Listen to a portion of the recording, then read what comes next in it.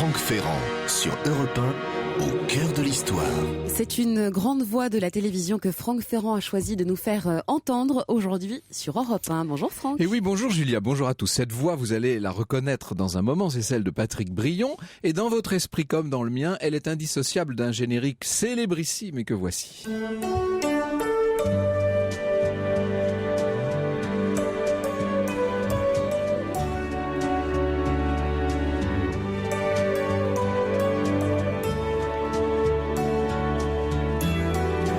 Vous avez donc compris que mon invité est Patrick Brion. Exactement, le générique du cinéma de minuit. Patrick Brion, historien du cinéma, auteur chez Vuibert d'un ouvrage sur les secrets d'Hollywood. Et oui, en plein festival de Cannes, avouez que ça tombe bien.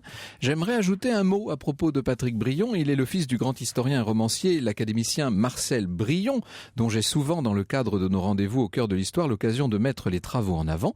Mais je suis donc doublement heureux de le recevoir aujourd'hui. Et nous serons également tout à l'heure avec Stéphanie Desor. Oui, Stéphanie Desor, qui nous parlera au téléphone de son roman, un roman qui porte sur un personnage fascinant qui peut-être à elle seule est l'icône essentielle d'Hollywood, Rita Hayworth.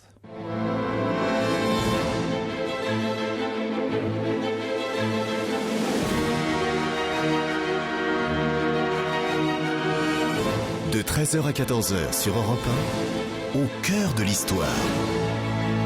Franck Ferrand.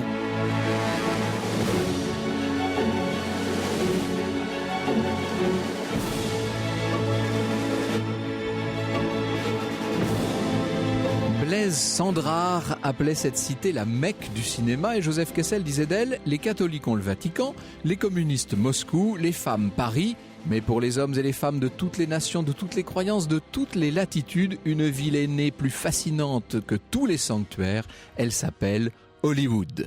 Aujourd'hui, cette ville, disons-le, est quand même noyée, engloutie dans l'agglomération de Los Angeles, mais ça n'a pas toujours été le cas. Du reste, lorsqu'on est sur place, c'est la déception qui prime. Les lieux ne sont pas si spectaculaires que ça, il s'agirait plutôt d'un non-lieu, selon l'expression de Michel Brodeau, que je cite, « Hollywood est le nombril d'un monde imaginaire, un espace si limité qu'on est aujourd'hui frappé d'une sensation d'irréalité vertigineuse. Quoi ? C'est de là que tout vient, tant d'histoires, de légendes, de rêves, et j'ajouterais, pour faire allusion à la collection de Vuibert, tant de secrets, de ces quelques arpents paisibles d'où l'on n'aperçoit aucune grande usine. Eh bien oui, c'est là que tout s'est fait, c'est par là que sont passés tous les héros du grand écran, Hollywood. Ce nom même apparaît de loin grâce à 9 célèbres lettres de bois, des lettres peintes en blanc et accrochées à la colline. En vérité, c'est un agent immobilier propriétaire de ce terrain qui en 1923 a eu l'idée, pour valoriser l'ensemble des immeubles de la vallée, d'installer ces lettres qui depuis évidemment ont toujours été entretenues et restaurées. Mais auparavant, au début, qui y avait-il à Hollywood ? Eh bien, au départ, c'était un hameau tout à fait modeste, fondé par un pionnier au milieu du 19e siècle, un territoire pris aux Indiens, naturellement, et qui, pendant longtemps, est resté une sorte de friche. C'est en 1886 qu'un riche citoyen du Kansas, il s'appelait Wilcox, propriétaire d'un ranch où l'on cultivait des agrumes. Vous savez qu'il est facile d'avoir des citrons et des oranges dans cette Californie toujours ensoleillée. C'est donc en 1886 que Wilcox va lui donner son nom. Pour être plus précis, je devrais dire que c'est sa femme, l'honorable Mrs. Wilcox, qui l'a trouvé ce nom. Un jour, elle voyageait en train. Sa voisine de compartiment lui parle d'une ferme perdue appelée le Bois de Houx, Hollywood. Le nom a plu à Mrs. Wilcox au point de baptiser ainsi son propre domaine. L'un des premiers habitants d'Hollywood aura été un Français bien connu des habitants de Beverly Hills, puisqu'il a donné son nom à une avenue, un peintre, un esthète appelé Paul de Lompré. Longtemps, Hollywood est resté un village. En 1910, ce village est rattaché à Los Angeles. Et puis un beau jour de 1908, pour échapper à la mainmise d'Edison sur l'industrie naissante du cinéma aux États-Unis, un certain Anderson vient s'installer en Californie. Je vous ai dit, il fait toujours soleil, donc c'est pratique à une époque où l'on filme dehors et où l'on a besoin de belles lumières. Dans la foulée, on va voir s'installer déjà sur Main Street un certain nombre de pionniers du 7e art. Une date essentielle, c'est 1915, quand la Cour suprême des États-Unis annule tous les brevets touchant au cinéma. Cette fois, pour tous ceux qui sont déjà installés à Hollywood, on peut dire que c'est l'Eldorado. Cecil B. DeMille, David W. Griffith, et Harold Lloyd, Buster Keaton, Max Sennett et bientôt Charles Chaplin qui va fonder United Artists avec Griffith justement, Douglas Fairbanks et Mary Pickford. Mary Pickford est la petite fiancée du monde, c'est ainsi qu'on l'appelait. Elle avait commencé à 16 ans en 1909 pour quelques dollars et 6 ans plus tard, en 1915, elle refuse un contrat de $10,000 par semaine. Quand on vous dit qu'Hollywood est l'endroit de tous les rêves. Quant à la première star masculine, il s'agit d'un vétéran de la guerre hispano-américaine, le premier cow-boy à l'écran, Tom Mix. Vous avez oublié son nom. Mais dites-vous que les Français de l'époque ne connaissaient que lui. Et du reste, en 1925, pour sa tournée d'adieu à Paris, il est entré dans son hôtel à cheval. On est en plein âge d'or de la cité californienne, les studios y poussent comme des champignons, la population s'accroît d'artistes certes, mais aussi de décorateurs, de costumiers, beaucoup de scénaristes. Pierre Galante écrira « Artistes sans talents et sans contrat, impresarios sans clients, écrivains n'ayant jamais écrit une ligne, veulent tous tenter leur chance. Une faune interlope accourt sur la côte ouest, comme en terre promise, pour tenter la fortune à l'ombre des villas à piscine. L'heure est aux grandes soirées, aux extravagances en tout genre. Bienvenue à Hollywood. » De la 20th Century Fox, à tout de suite pour partir en direction d'Hollywood.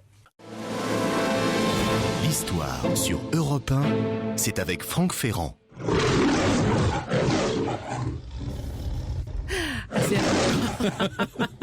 J'ai eu un peu peur, ce rugissement de lion. C'est le générique de la métro Goldwyn Mayer, Franck. Évidemment, le générique de la MGM, cette espèce de lion qu'on a changé 3 ou 4 fois, je crois. Là, ça peut être Jackie. Vous connaissez les noms, vous, Oui, Patrick oui. Brion, c'est extraordinaire. Merci d'être ici pour nous parler de toutes ces coulisses de Hollywood. Alors, les grands studios, justement, on vient même de parler de la Fox, de MGM. Alors ça, ce sont les plus récents, paradoxalement. Le plus ancien, c'est Universal, le premier. C'est Universal et ensuite Paramount. Mhm. Universal Donc là, on est, fête son centenaire cette année. C'est ça, donc en 1913-14. Donc alors que l'Europe est en train de basculer dans la guerre, aux États-Unis, on est en train de créer les grands studios de cinéma. Un cinéma qui est encore muet à l'époque, évidemment. Absolument. Tout en tournant énormément de films sur le péril allemand. Ah oui. Oui, beaucoup de films ont été tournés avant que le département d'État et l'Amérique ne rentrent en guerre en 1917. Beaucoup de films ont été tournés pour dénoncer l'impérialisme du Kaiser. D'ailleurs, on peut dire que c'est une des marques de fabrique d'Hollywood que de s'intéresser à l'actualité et en quelque sorte de recycler les événements réels pour en faire de grandes fictions. Sans aucun problème, ils ont toujours parlé des problèmes politiques, ils ont toujours parlé de leur président. Il n'y a pas du tout cette espèce de frilosité qu'il y a chez nous. Ils ont toujours parlé de l'histoire en général, sans aucun problème. L'autre jour, en compagnie notamment d'Alain Rioux, nous parlions des rapports entre histoire et cinéma. On parlait évidemment du dictateur de Chaplin, mais on pourrait citer un très grand nombre de films qui sont comme ça, à la fois dans l'actualité et qui finissent par écrire eux-mêmes l'histoire. Ce qui est assez étonnant. Et toujours avant que l'Amérique ne rentre en guerre.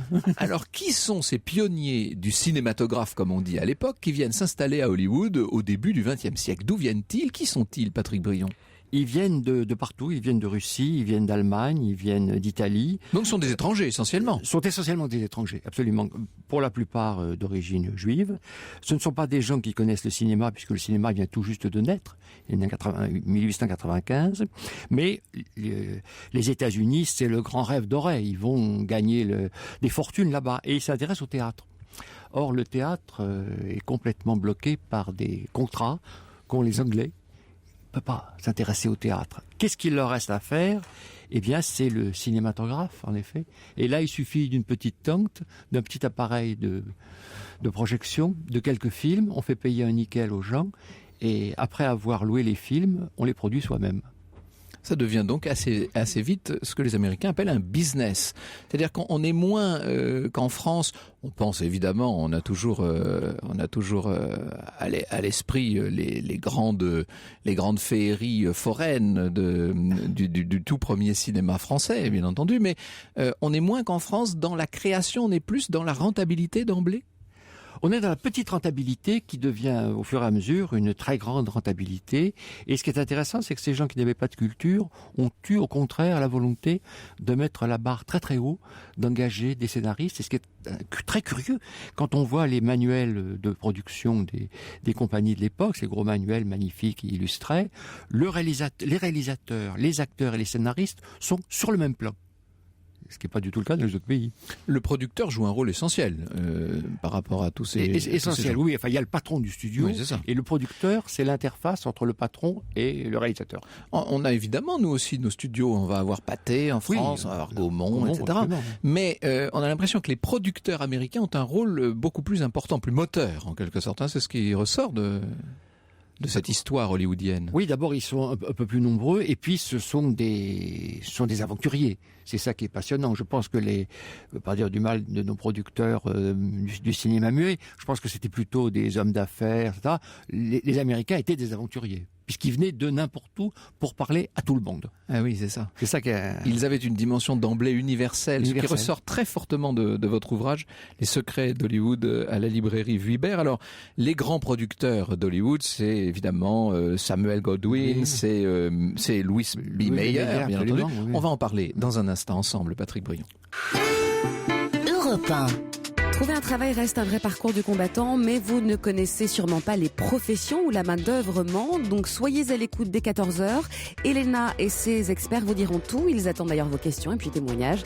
Au standard, c'est le 3921, 34 centimes d'euros la minute, sur europe1.fr, également sur la page Facebook des experts Europe 1. Franck Ferrand sur Europe 1.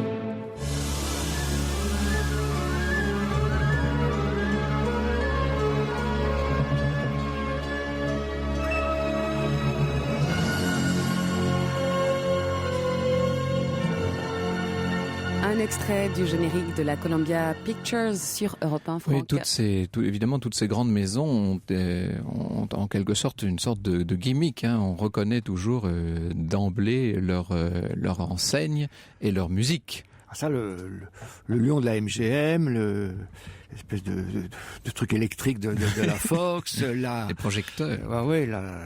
la statue la fausse statue de la liberté de la Columbia, oui, immédiatement identifique.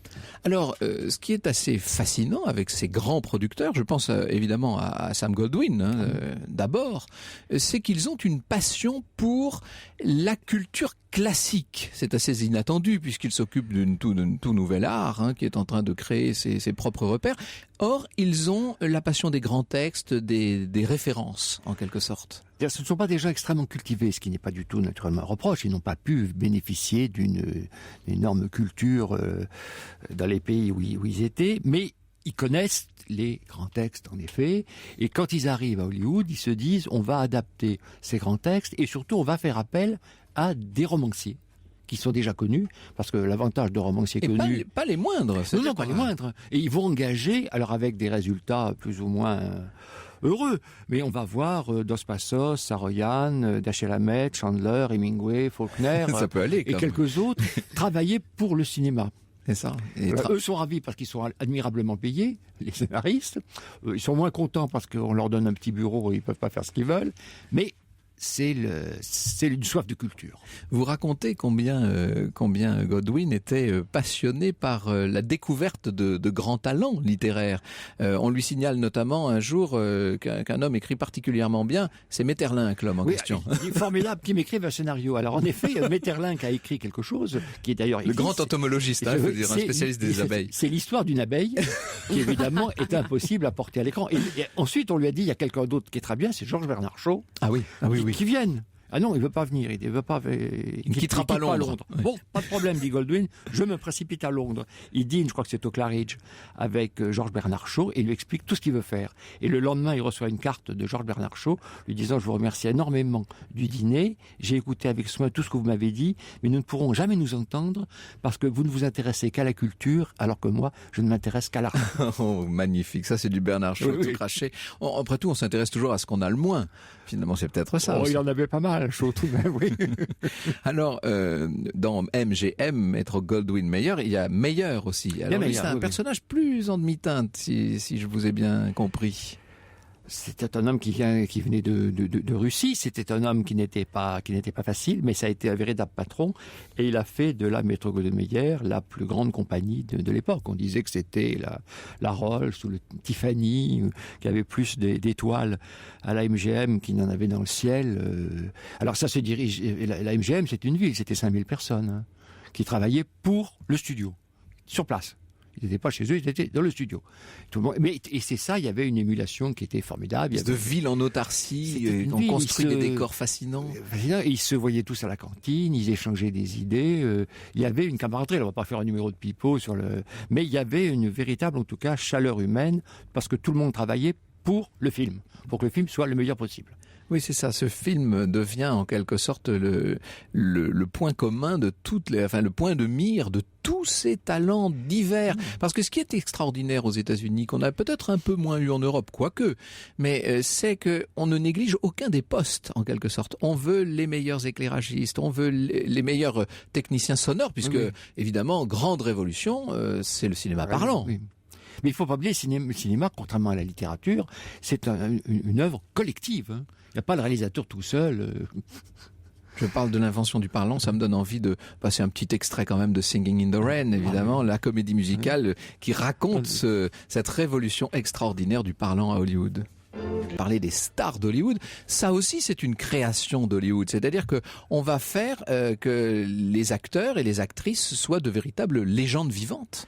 Les acteurs sont sous contrat, ils sont payés hebdomadairement. Ils sont salariés en fait. Des fortunes. Hein. Ouais. Ah oui. Mais ça implique une obéissance totale et ils sont à la merci du studio. Ils sont dans l'ensemble obligés d'accepter tous les rôles qu'on leur propose. Parfois, ils peuvent un peu rechigner, mais pas trop souvent, parce que ils sont plus de salaire pendant quelques mois. Nous parlions, avant que nous commence cette émission, du célèbre mystère sur la mort de Marilyn Monroe. Alors ça nous amène plus tard, évidemment, hein, dans l'après-guerre, au tout début des années 1960. Mais on a pu voir jusqu'où pouvait aller la lutte entre un studio et sa principale star. Hein. On est payé très cher, il faut obéir. Le studio tenait les acteurs, les faisait modifier leur dentition, leur chevelure, les choses comme ça, surveillait leurs mœurs de très près, et préparait des films pour eux. Faisait écrire des films pour eux. Surveiller leurs mœurs, vous consacrez un chapitre entier au fameux code Hays. Il faut expliquer ce que c'est, ce code Hays à Hollywood. Bon, ce qui s'est passé à la fin des années du muet, il y a eu divers scandales. Des acteurs les plus célèbres a fait une overdose. Le Fatih, qui était un gros comique, a été accusé d'avoir violé une fille au cours d'une soirée un peu trop alcoolisée. Et les ligues de vertu, qui sont très puissantes, l'American Legion, ont commencé à vouloir interdire des films. Alors pour les studios qui payaient des acteurs des fortunes hebdomadairement, il ne s'agissait pas de risquer de voir n'importe quelle ligue de vertu, n'importe quelle vieille femme un peu coincée ou quelque chose, se mettre à interdire des films. Ça aurait été catastrophique. Donc il fallait se couvrir. Quel était le meilleur moyen de se couvrir ? Il fallait en fait avoir une imprimature. Ce qui se passe en France avec la commission de contrôle. Donc on a choisi Will Hays, à qui on soumettait les scénarios. Quand Will Hays avait accepté, c'était parfait, plus personne ne pouvait bouger. Mais ça voulait dire que le film, évidemment, lui, avait été particulièrement lissé. On va revenir sur un certain nombre des grands films qui ont tissé cette légende hollywoodienne. L'histoire sur Europe 1, c'est avec Franck Ferrand.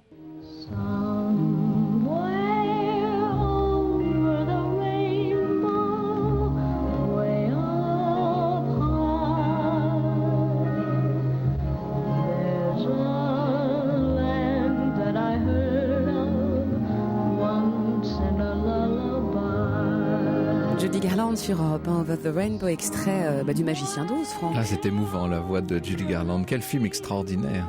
Difficile de ne pas être ému 74 ans après le tournage. C'est inouï quand même. Un film d'une modernité, on pourrait presque dire d'une actualité assez... C'est un film fabuleux. C'est un film hors du temps d'ailleurs, oui, c'est qu'à le dire en même temps. C'est intéressant la façon dont vous appréhendez l'histoire d'Hollywood dans ce livre, Patrick Brion, puisque vous retenez un certain nombre d'épisodes qui sont des épisodes marquants et qui nous permettent de comprendre aussi comment a évolué cette cité du cinéma. Parce que, évidemment, Hollywood a constamment changé, s'est constamment renouvelé.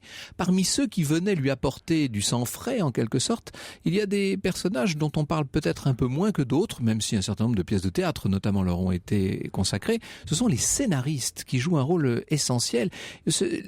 Hollywood est là pour raconter de belles histoires, et les belles histoires, ce sont eux, évidemment. Quand on demandait à un réalisateur, je ne sais plus si c'est John Ford ou Raoul Walsh, mais les deux ont dit la même chose, certainement. Quelles sont les trois choses les plus importantes pour un film ? C'est l'histoire, l'histoire et l'histoire.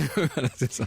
Et on tournait à Hollywood pas le cas aujourd'hui, on ne tournait théoriquement que quand le scénario était parfait. Il pouvait y avoir une dizaine, une douzaine de scénaristes différents sur le même film, sur par exemple des comédies. Quand il y avait une scène un peu d'insolence, on faisait appel à un scénariste. Quand c'était une scène d'ambiguïté, c'était un autre. Alors les scénaristes étaient crédités ou non au générique, c'est pas grave, il en restait 2-3, les autres travaillaient sur d'autres films, mais à chaque fois, on essayait que ce soit le meilleur possible. C'était des équipes ou c'était des personnes seules qui écrivaient? Je parle là au moment de la guerre, dans les années 40. Non, les scénaristes étaient seuls. Enfin, il y avait des couples de scénaristes. Et puis, ils étaient tous au même étage dans le bâtiment des scénaristes. De chaque studio. Dans chaque studio, ils se retrouvaient donc à la cantine et on les surveillait bien. Il y en a qu'il faut citer en particulier. Il y a des scénaristes. Il y a Faulkner, par exemple. Oui, évidemment. C'est sûr. Oui, il y a Faulkner, il y a Dashiell Hammett, il y a Chandler, il y a Hemingway. Oui. Et ils étaient finalement, ils n'aimaient pas beaucoup le cinéma, ils n'aimaient pas être tenus surtout en main comme ça, mais ils étaient ravis d'être largement payés. Faulkner gagnait plus d'argent avec ses scénarios qu'avec ses livres, et ça lui permettait ensuite de repartir chez lui.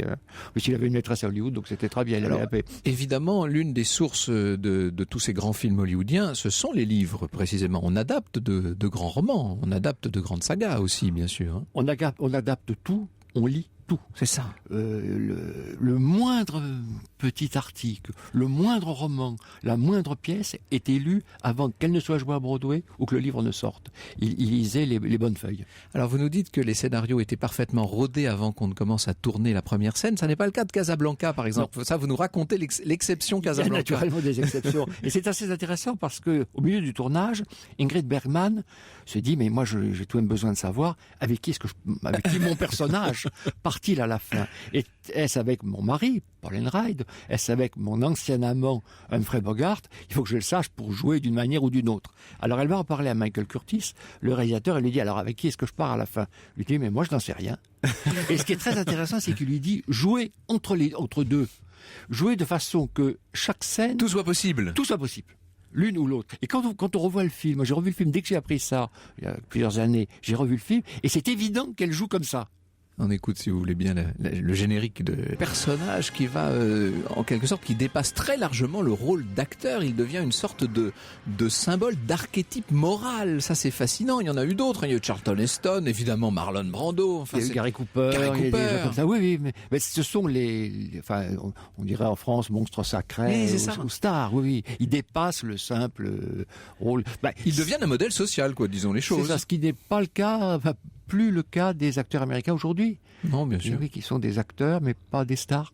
Oui, et en tout cas, qui ne sont pas, ces acteurs et ces actrices ne sont pas des stars, ce ne sont plus des modèles au même niveau. C'est-à-dire que, à l'époque, ce sont eux qui vont modeler les générations qui les suivent, en fait. On s'habille comme Bogart, on se maquille comme Joan Crawford, on se coiffe comme Rita Hayworth. On va parler de Rita Hayworth dans un instant. Parmi les grands monstres sacrés, celui qui a peut-être la personnalité la plus invraisemblable, la plus dévorante, c'est évidemment Orson Welles. Oui, absolument. Vous nous racontez Othello dans le livre. Il y a plusieurs anecdotes, mais il y en a une que j'aime beaucoup. Welles tournait Othello, comme d'habitude, il n'avait plus d'argent. Parce que tout coûte très cher. C'était un film indépendant, pratiquement, donc peu d'argent, pas de studio. Et il se trouve, il dîne au Lido de Venise avec un producteur russe qui se méfie tout de même, parce que tout le monde a dû lui dire, si vous prêtez de l'argent à Welles, vous ne le reverrez jamais. Et Welles voit dans la salle Winston Churchill, qui n'est plus Premier ministre, mais qui dînait au Lido. Et quand Churchill part aux toilettes, Welles se précipite après lui. Il lui dit, monsieur le Premier ministre, j'ai des problèmes, j'ai besoin d'argent. Mon producteur russe n'a pas tellement confiance en moi. Si vous pouviez avoir la gentillesse, quand vous reviendrez, de me faire un petit signe, ça me ferait plaisir. Et ça pourrait me servir beaucoup. C'est excellent. Alors, Welles revient premier à sa table, et Churchill sort des toilettes, et au lieu de se contenter de faire un petit signe, il va auprès de Welles, il passe la main autour du cou de Welles et il dit au malheureux producteur russe, vous avez la chance de travailler avec mon ami Orson Welles, quelle chance. Et le résultat, c'est que le producteur russe a perdu tout son argent. Il a tout perdu. Ouais, mais Wells a pu tourner pendant quelques semaines encore Othello. Magnifique. On peut dire que si Hollywood est une usine à rêves, c'est surtout un inépuisable réservoir d'anecdotes. D'ailleurs, vous allez voir que sur Rita Hayworth aussi, il y a quelques anecdotes. Europe 1. Le récit de Franck Ferrand. Un récit de Franck qui s'intéresse maintenant sur Europe 1, une des plus grandes stars d'Hollywood, Rita Hayworth. Et oui, alors j'ai entre les mains ce qu'on pourrait appeler une petite bombe. Je sais que Patrick Brion n'est pas fou de ce livre qui est bourré de mise en cause et de détails graveleux, mais je vous avoue que pour ma part, ça m'a pas mal intéressé. Il s'agit de la traduction, qui paraît en ce moment chez Hugo Doc, d'un ouvrage qui l'année dernière a mis en émoi la petite planète du cinéma. Figurez-vous qu'une des figures les plus centrales, les plus secrètes et les plus controversées de la grande époque d'Hollywood, le barman Scotty Bowers, qui avait commencé comme pompiste sur Hollywood Boulevard, il faut se remettre dans le contexte, on est à 2 pas des studios de la Paramount.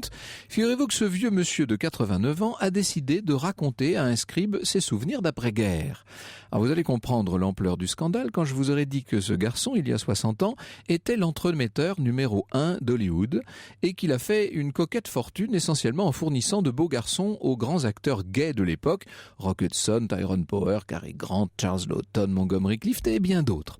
On sait à quel point l'homosexualité de toutes ces icônes du cinéma a longtemps été un tabou. Or, je vous prie de croire que le vieux monsieur Bowers ne fait pas dans la dentelle et qu'il raconte tout, y compris des détails qu'il serait impensable de relater sur cette antenne.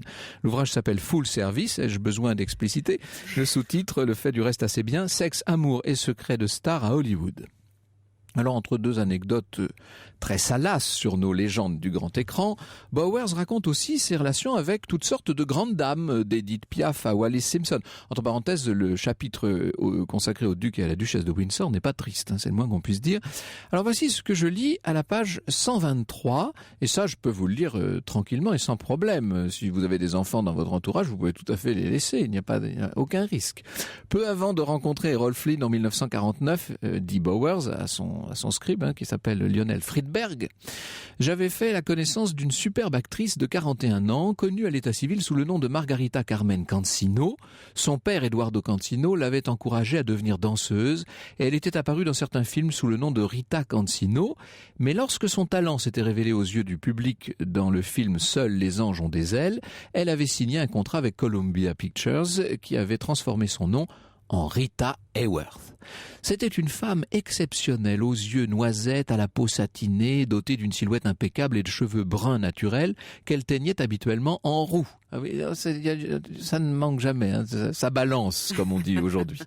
On la surnommait la déesse de l'amour, tellement elle exsudait de sensualité torride, véritable bête de scène. Elle volait la vedette à ses partenaires, même quand elle évoluait aux côtés de Frank Sinatra. J'ai fait sa connaissance peu après son divorce d'avec l'enfant terrible d'Hollywood, Orson Welles. Elle venait d'épouser le prince Ali Khan, petit-fils du second Aga Khan, membre de la famille royale de Perse et imam d'une communauté. Il parle là des Ismaéliens. Rita avait un frère, Eduardo Jr., que nous appelions tous Eddie. C'est lui qui m'a présenté à sa sœur au cours d'une soirée. Il conduisait une vieille Jeep déglinguée, souvenir de la Seconde Guerre, et distribuait le Los Angeles Times aux abonnés dans les Hollywood Hills.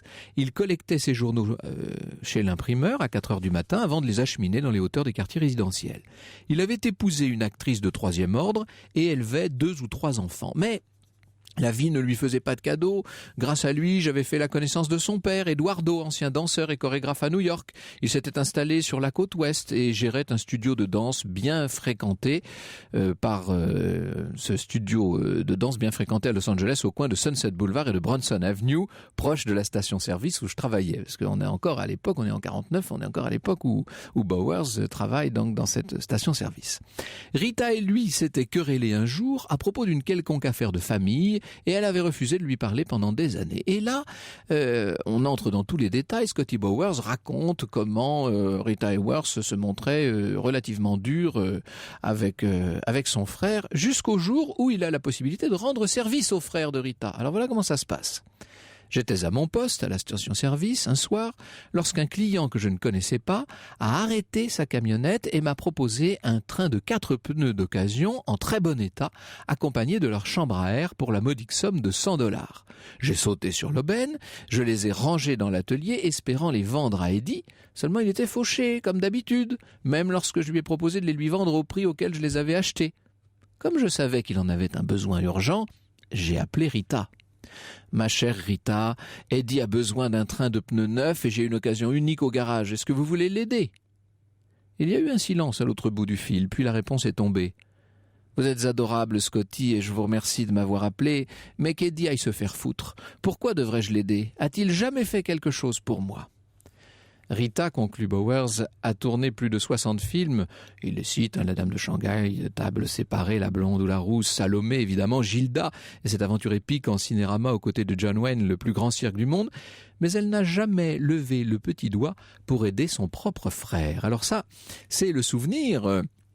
plus ou moins arrangé sans doute, le souvenir qu'a gardé Scotty Bowers des relations entre Rita Hayworth et son frère Eduardo Jr.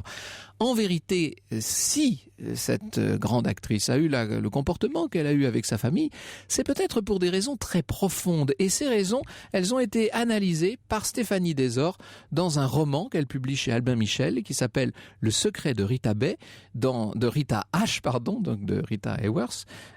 Stéphanie Desor est avec nous au téléphone, nous la prenons dans un instant. Bonjour Stéphanie Desor. Bonjour Franck. Alors nous n'allons pas révéler à nos auditeurs quel est le fameux secret de Rita H. Je laisse le suspense évidemment. Vous révélez ça d'ailleurs dans les toutes dernières pages du livre. Et ce n'est pas l'objet. Ce qu'il faut dire, c'est que votre roman, qui est écrit à la première personne, ce sont les souvenirs de Rita Hayworth, s'appuie sur une documentation très fouillée, très précise, que vous avez reparcouru toute son existence. Oui, tout à fait. Je crois que je suis un petit peu d'accord avec Patrick Brion quant au livre précédent et aux détails graveleux. Moi, j'ai pas du tout cherché ce genre de choses. J'ai plutôt cherché à retrouver véritablement la femme en Rita Hayworth. Et là, oui, il y a des biographies qui nous aident beaucoup. Là-dessus, sur qui elle a été véritablement avant d'être une actrice et comment elle a toute sa vie véritablement cherché à ne pas être cette actrice mais être une femme pour les hommes qu'elle aimait, une mère pour ses enfants.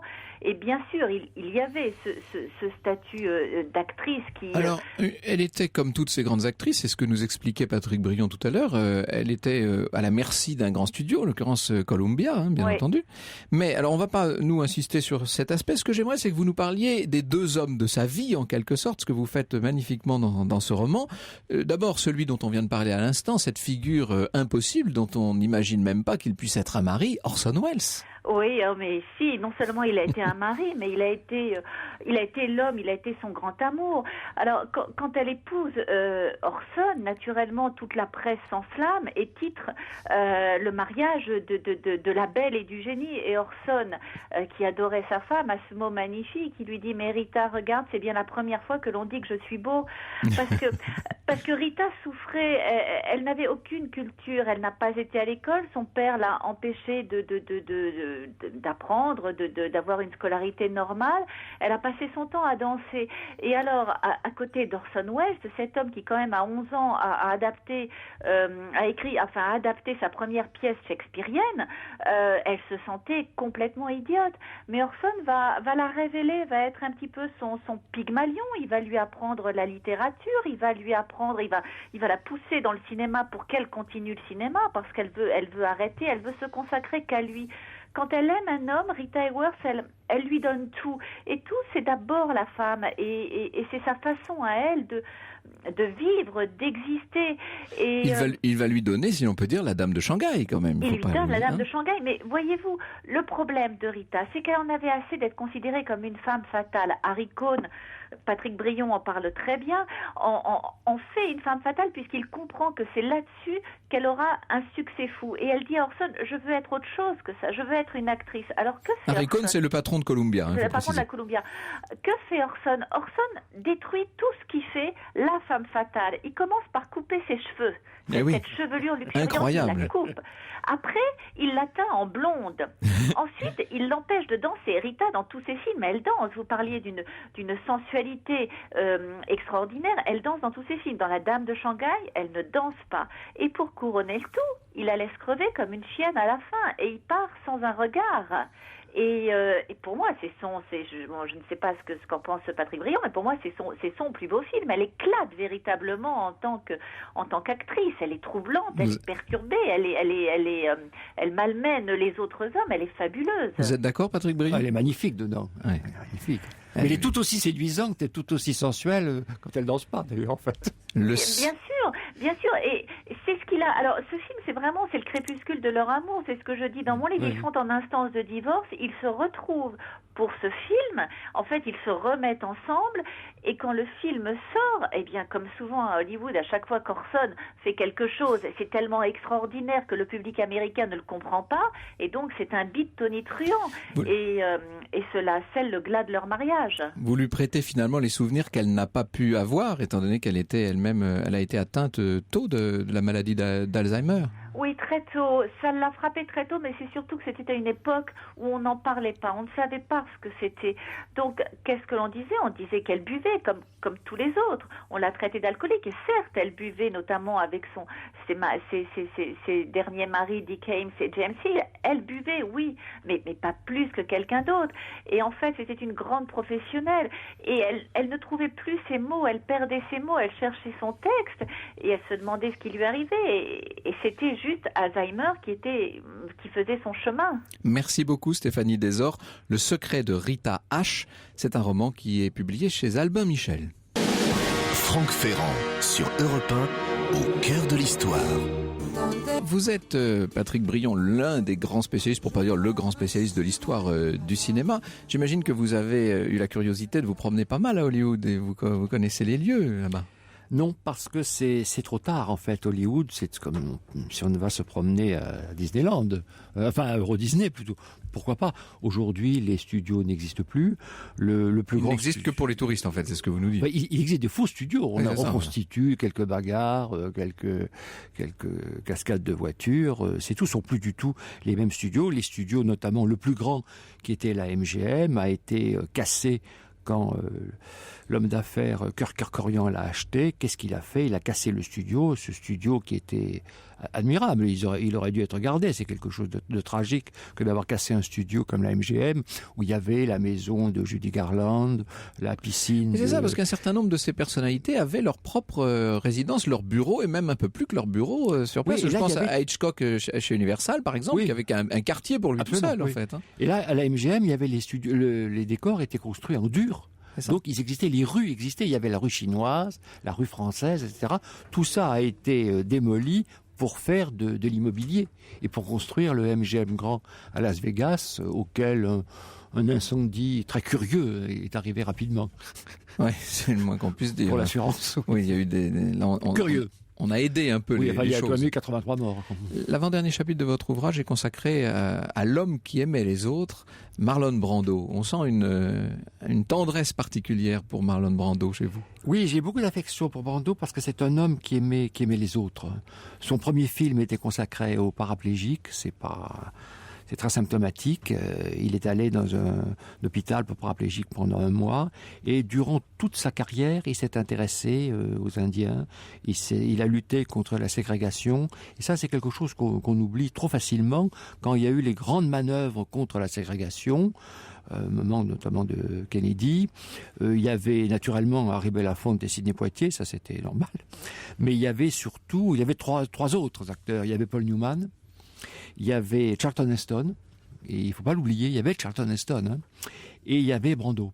Et on leur en a beaucoup voulu, du coup leurs films qui étaient souvent moins bons, d'ailleurs à ce moment-là, il faut être juste, ont été massacrés par une partie de la critique réactionnaire et par un public américain réactionnaire aussi, notamment dans les États du Sud.